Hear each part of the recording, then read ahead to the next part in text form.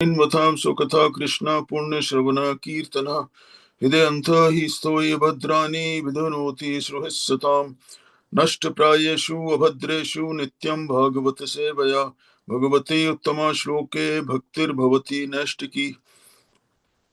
So I'm reading from Srimad Bhagavatam, Canto 4, Chapter 23rd,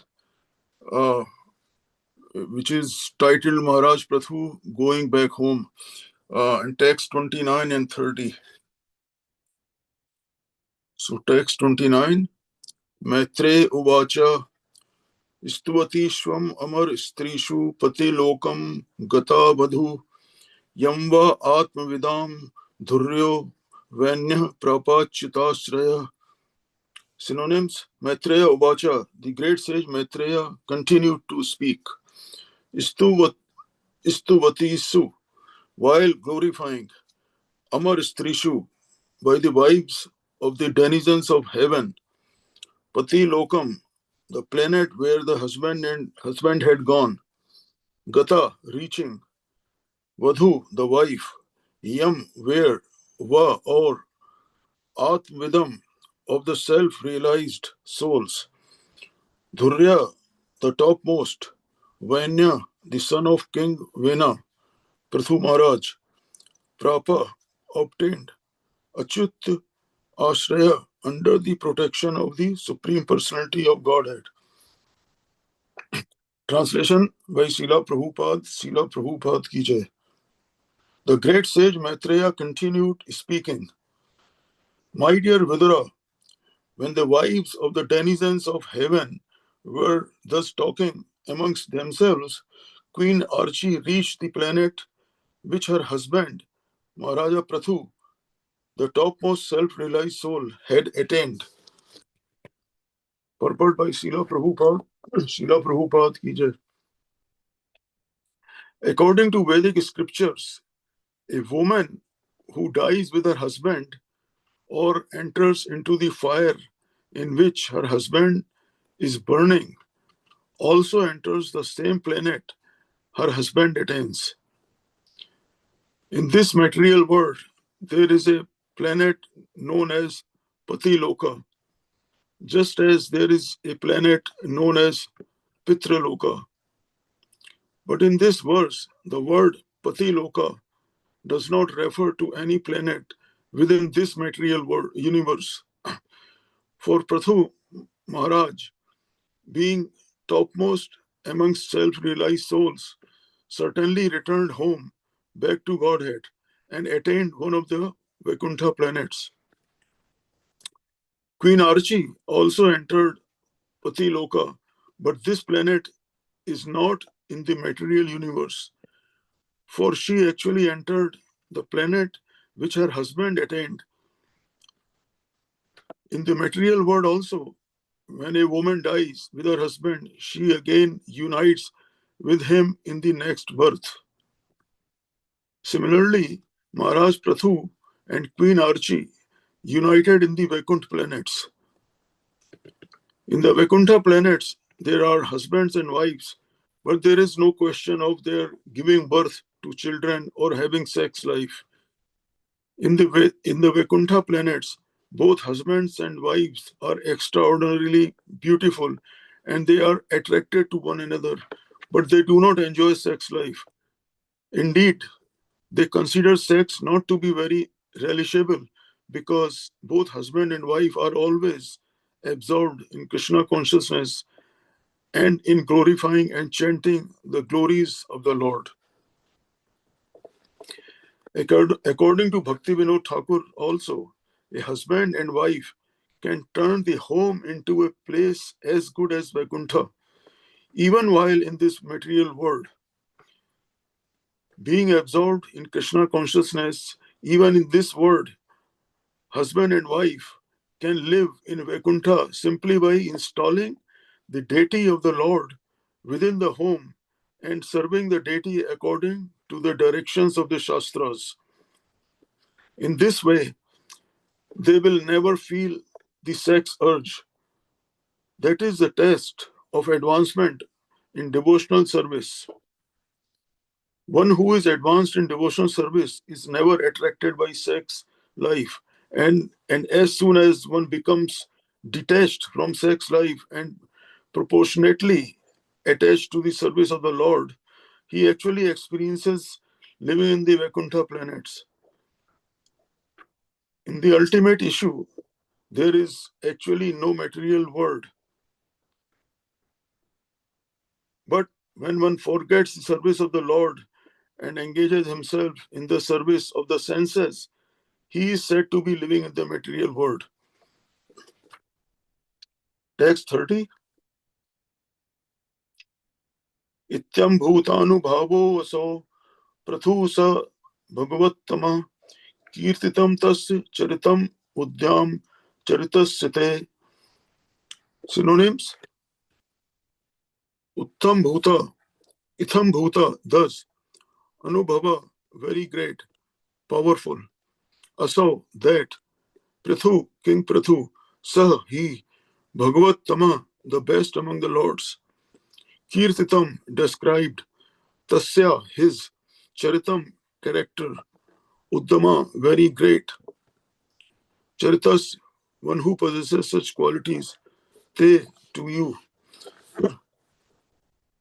Translation by Srila Prabhupada. Srila Prabhupada ki jai.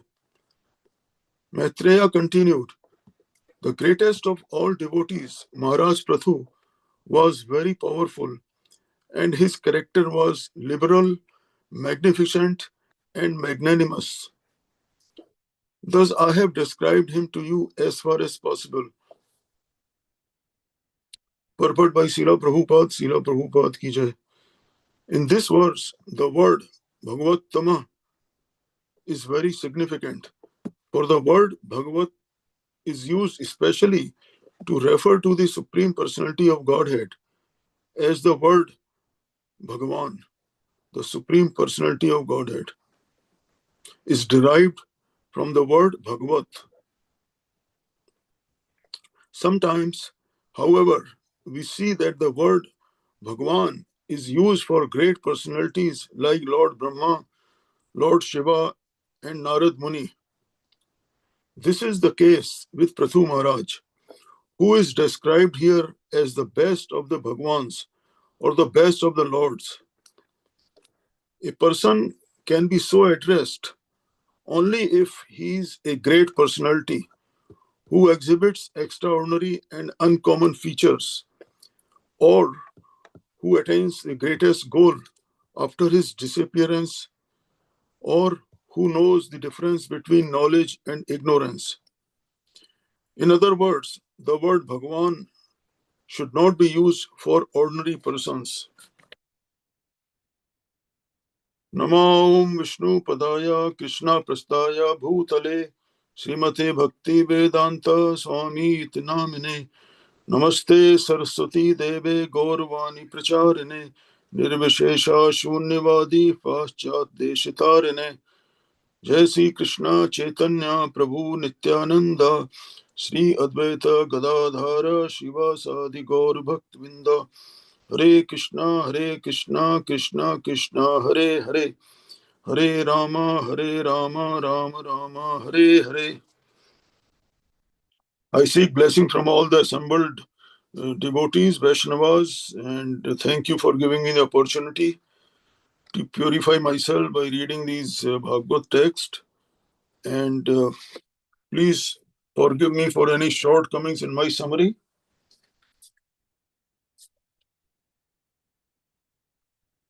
So in text 29 talks about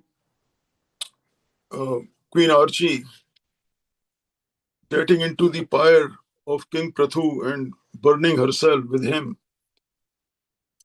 This Sati Pratha is a Vedic practice where the wife ascends the funeral pyre of her husband and gives up her life. And this has been condemned and considered illegal in modern times. The 19th century reformer Raja Ram Mohan Roy played a pivotal role in challenging Sati Pratha. He was an Indian social reformer and advocate of women's rights who founded the Brahma Samaj and played an important role in Indian society. His advocacy for women's rights and humanitarian values led to the abolition of the sati practice. Although the sati abolition of the sati practice through the Sati Regulation Act of 1829 in India when Britishers were ruling India. The British Viceroy at the time was the man behind ending this sati custom. Anyway, just to give little background of sati pratha. Uh, as we have seen uh, in text 15, text third of chapter 15, uh, where the great sages saw the male and female born of the arms of King Vena's body, they could understand that the couple was an expansion of a plenary portion of Vishnu, the Supreme Personality of Godhead. According to text 3 of the chapter 5, the sages said the male is a plenary expansion of the power of Lord Vishnu, who maintains the entire universe, and the female is a plenary expansion of the goddess of fortune, who is never separated from the Lord. So this is one of the key point here in this verse. This one word, Purushasyan Anupayini, Purushasyan Anupayini, means who is never separated from the Lord. And this is the case we see in this verse that Mother uh, Archie entered the same planet where Prathu Maharaj was uh, existing in the Vaikuntha planet. So because, it says in the verse, they can never be separated. The Mother Lakshmi can never be separated from Vishnu, obviously. So anyway, verse 31 talks about the personality and great magnanimous personality of King Prathu. The purport addresses Prathu Maharaj as Bhagwan. And as the purport says, a person can be so addressed if he is a great personality who exhibits extraordinary and uncommon features, or who attains the greatest goal after his disappearance, or who knows the difference between knowledge and ignorance. Prathu Maharaj had all these attributes. Prathu Maharaj exhibited extraordinary and uncommon features. As explained in text 15 of chapter 21, King Prathu's body was tall and sturdy, and his complexion was fair. His arms were full and broad, and his eyes as bright as the rising sun. His nose was straight, his face very beautiful, and his personality grave. His teeth were set beautifully in his smiling face. Obviously, Prathu Maharaj had extraordinary and uncommon features as described by the reciters during his coronation ceremony. The reciters said that King Prathu, you are a direct incarnation of the Supreme Personality of Godhead, Lord Vishnu. Maharaj Prathu is the best amongst those who are following religious principle. He will engage everyone in the pursuit of the religious principles and give those principles all protection. He will also be a great chastiser to the irreligion and atheistic. King Prathu will be as powerful as the sun god. And just as the sun god equally distributes his sunshine to everyone, King Prathu will distribute his mercy equally. Similarly, just as the sun god evaporates water for 8 months and during the rainy season returns it profusely, this king will also exact taxes from the citizens and return those monies in times of need.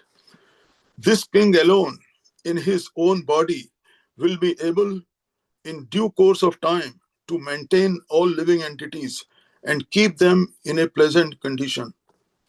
This King Prathu Maharaj, by virtue of his affectionate glances and beautiful moon-like face, which is always smiling with great affection for the citizens, will enhance everyone's peaceful life.